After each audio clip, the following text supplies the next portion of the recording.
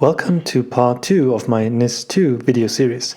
In this video I will tell you what companies have to do if they have to comply with NIS 2. This is the second part of a 6-part series on NIS 2.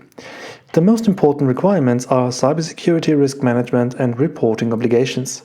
First, senior management has increased responsibilities than before. They must approve cybersecurity measures that need to be implemented, they must oversee the implementation, and most importantly, they can be held liable if cybersecurity is not implemented properly. Second, NIS 2 emphasizes the importance of training.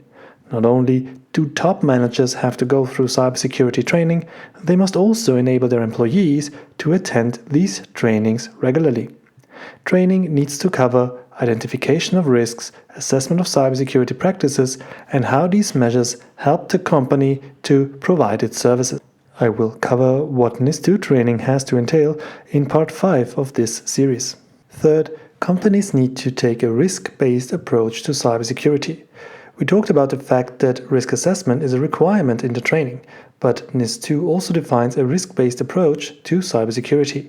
When assessing the risks, companies need to take into account the following: exposure to risk, company size, likelihood of occurrence of incidents and their severity. This is the classical risk equation, such that risk equates likelihood times severity. Finally, societal and economic impacts of incidents. Fourth, cybersecurity should be seen as a mixture of technical, operational, and organizational measures. Article 21 says companies need to take appropriate and proportionate technical and operational measures, the classical TOMs, to prevent risks. Moreover, companies are further required to prepare for a wide range of threats, a so-called all-hazards approach. Also, companies need to provide a range of cybersecurity documents and measures to prove compliance. Which documents these are exactly will be covered in part 4 of this series. Fifth, a big change from previous directives is the focus on supply chain.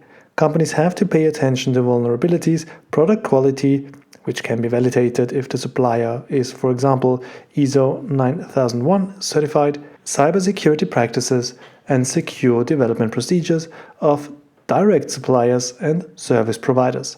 Note that this only affects direct suppliers, so you don't have to go through the whole supply chain.